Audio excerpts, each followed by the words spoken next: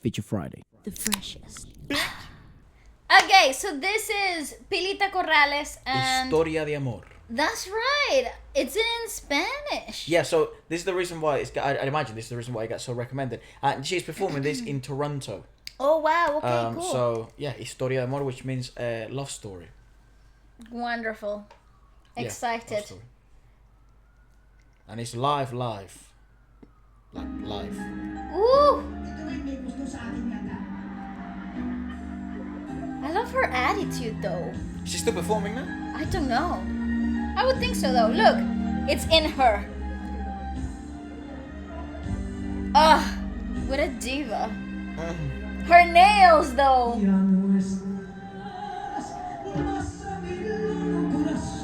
Sorry. I'll turn it up, sorry.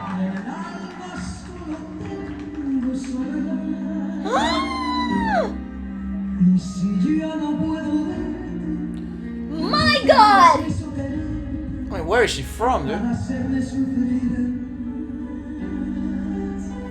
Dude. My Hispanic heart couldn't be happier. Like, you don't understand how incredibly familiar. This is the sounds we grew up with.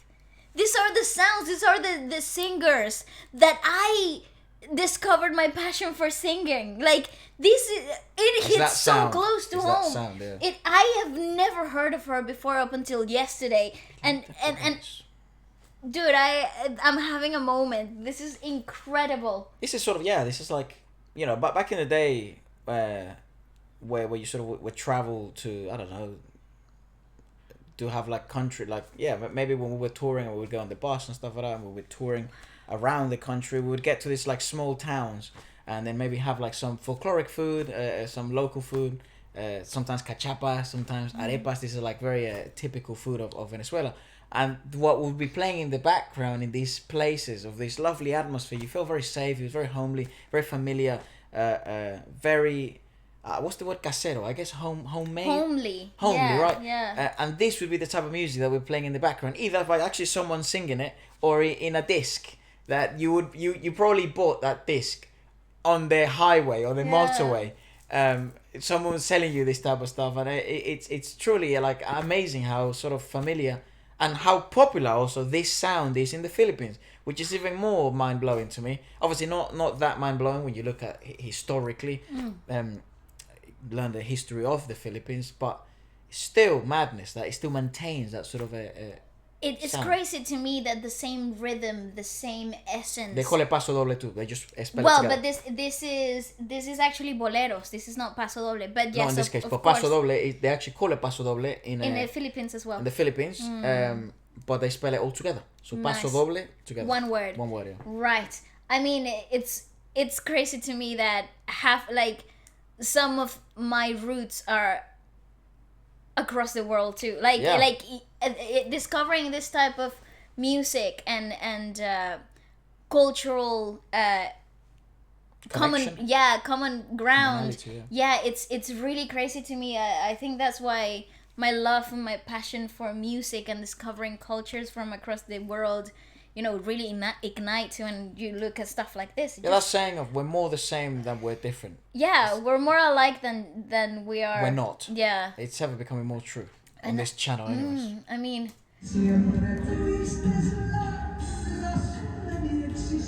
Ay, Dios mío, pero es que es perfecta.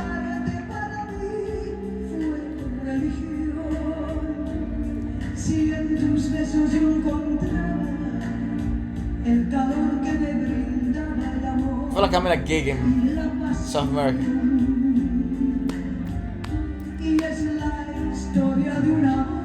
Even the click track and everything.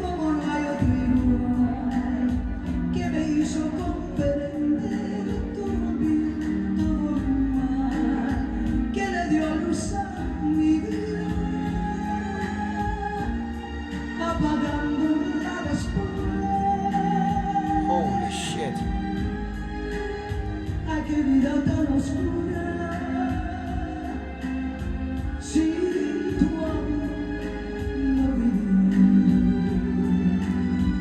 I'm homesick. Yeah, dude, it makes That is so wild.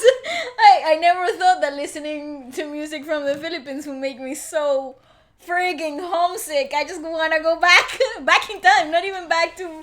I just want to go back in time. So I mean, without doubt, she's fluent. But why is she fluent?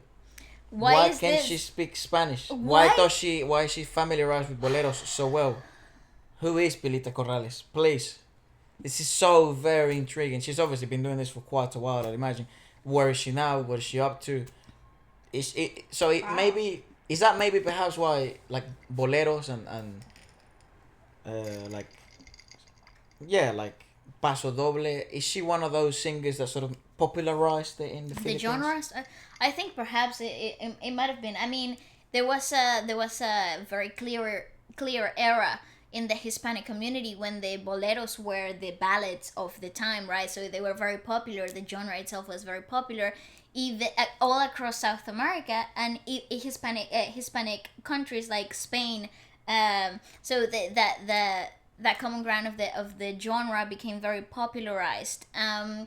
So I would think that if it was a hit in the 80s, in the 70s, late 70s, 80s, across the Hispanic countries, I don't see why not it would have been popular in the Philippines too, given the similarities in the musical inclinations already. Plus, at that time, in the Philippines, they were airing a lot of Hispanic TV, and you were exposed to those sounds if you were from the Philippines. Yeah, so given the information that you guys have nicely sent through, but I think it wouldn't be wild to then presume such. That could have been one of the reasons for her to be, the main event for those type of genres. It's a crazy thing as well, right? Like when we checked out Elizabeth Ramsey, she has a street in Australia named after her because she was like number one in Australia.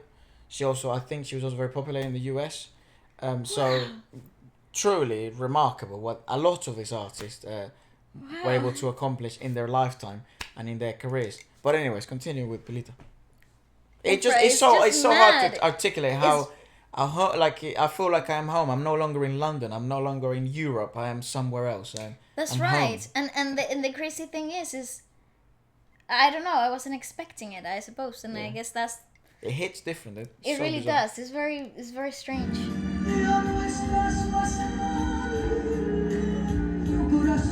Oh, it's the modulation.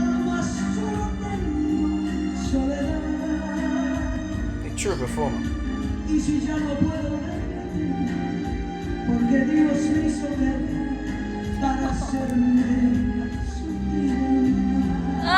Bravo! I mean, the lyrics of the song are obviously beautiful. Look at that performance! Woo! Oh, hello. Sonido. Let me dance, every time you drop that mic, oh boy. Yeah. Keep it there. What a wonderful performer.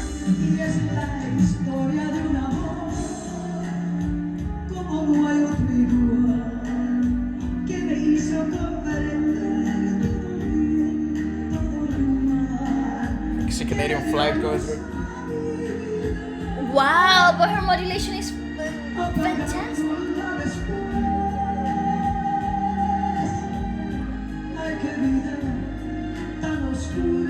I mean, he's without a doubt a world-class performer and singer.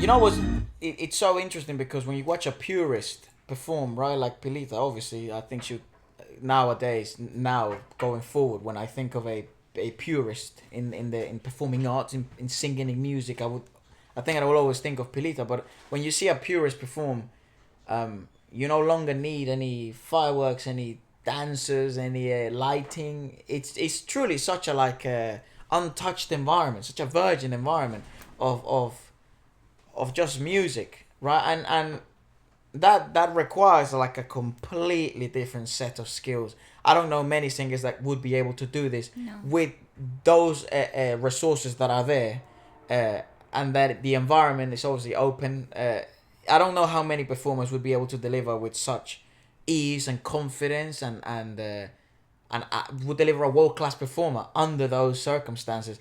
I could probably count them with my hands. Obviously that comes with a lot of years of exposure in this really harsh environment. But I think what is impressive to me is how entertaining, how captivating she is naturally, right? So how every word, how every choice of modulation has an intent, has a story, has a feel, has a rooted, very grounded, a reason for being. These are the type of performances that you have to look up to as a performer. Like, you have to study, you have to understand, you have to, because there are so many things here that are against her, right, technically speaking. But one that, you know, it's strikes me by surprise is the fact that this is not her native language. She or at least I think she's fluent. Yeah, she speaks Spanish. But it's not her first language, or might not be. But she's multilingual. What I'm trying to say here, right? Sure. So that is already a barrier to connect so easily with one's message in the song, in the lyricism, right? So having that as a barrier, to me, it's incredible, the way that she's able to surpass that and make you feel so at home, so at ease with the sound of this. Mother, listen to this. Hello, welcome. Hello, but Mother, listen, welcome again. Listen to this, Mama, and tell me who this reminds you of. Yes.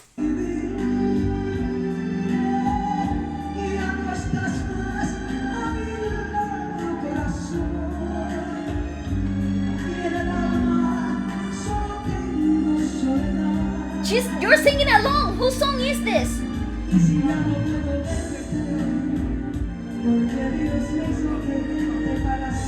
Me sufrí.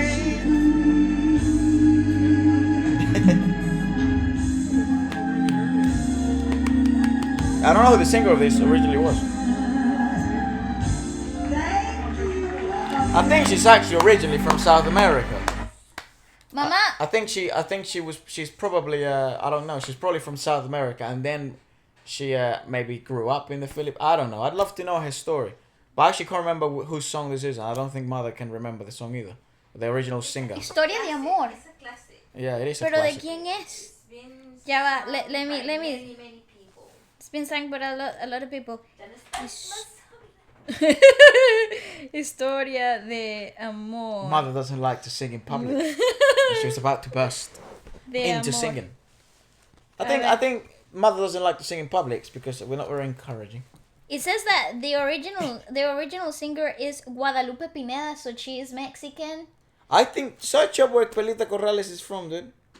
I think she's first South American and then she maybe grew up in the Philippines. Corrales, singer? I'm gonna guess Mexico, dude. No, boy. She's Filipino. She was born in Cebu City, the Philippines. Wow.